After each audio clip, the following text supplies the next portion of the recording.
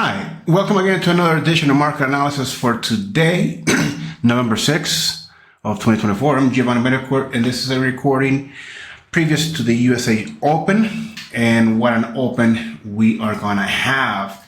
So we already know the outcome of the election, and the markets have rallied. The market indices are pushing higher as we speak. So therefore, let's try to identify some levels of resistance and support. We can initially use this double top that was created right above the upper Bollinger Band, and 21,000 is going to be our second level of resistance. Most likely, the markets are going to be in rally mode after Trump's win. He has been an advocate, obviously, of better economics. So, stocks like energy stocks are going to be doing well. Banks are going to be doing well. So keep that in mind. Support, let's leave the same that we have here. So, hey, momentum to the upside, buying. The S&P 500 looking easily to reach 6,000 soon. So let's use that as our second level of resistance and our target.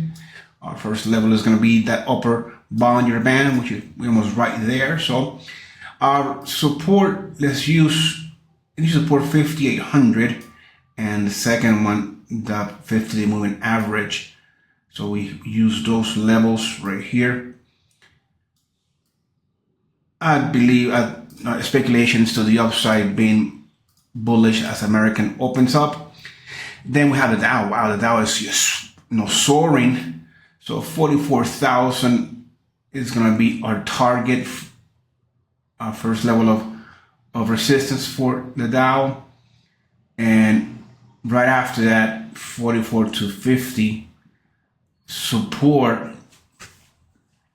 Well, we could use initially the 20-day moving average, the medium, and then the 50-day moving average.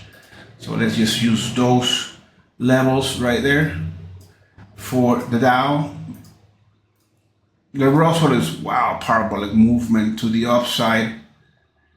So 2440 is going to be our level. And then let's just use the 20-day moving average as support. So let's see, we're very close to that all-time high in the Russell. Crude oil is the one that is actually fluctuating to the downside after this election. I would have assumed that crude oil would be doing something much more adequate to the upside, since Trump favors drilling. So right now we fluctuate below that level of support. So let's just bring this puppy down to 70, the second one, and the first one, 7,500. That's where we are. Okay. Let's see, can we move that? No. Okay, so let's do this like this. So counter trend, obviously a movement right now. So let's see if the market will correct itself or find a bottom and then fluctuate to the upside. On Nat Gas, we have opened with a gap up. Let's use the 200-day moving average as our second level, and that 225 as our first level of support. Resistance, we're gonna leave the same ones here. Let's see if we'll find some tracking to the upside. Gold is the one that is fluctuating to the downside, looking to break that 2,700. Mostly because the dollar index it got stronger after, obviously, Trump's re-election. So it could be just a small spur to the downside because of dollar index dominance. Then we have silver also fluctuate to the downside. Let's use $31 as a probable level of support, and let's use this highs right here as resistance. Copper just tanked. Copper tanked severely. So let's just use 420 as our second, and our first level is going to be that 12-day moving average, which is basically right there. But it is needed to be done. So let's just leave those levels of resistance. It's gonna come back up. I mean, in order, oh, you know what? We could just put the first level data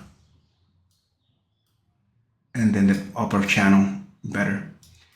So there we go. We have those levels. Bitcoin also fluctuated to the upside.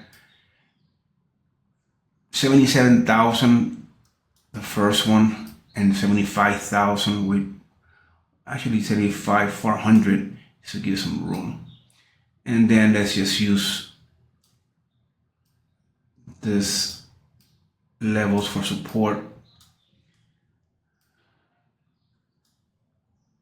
Okay, there we have it. So being long built Bitcoin currencies, oh, the euro is just tanking. Oh boy, 106. So we're gonna be having the euro 106.5. Initially 108, first resistance, 20-day moving average, second. So we have that here, we have that here. Currencies are trending lower because of the dollar index.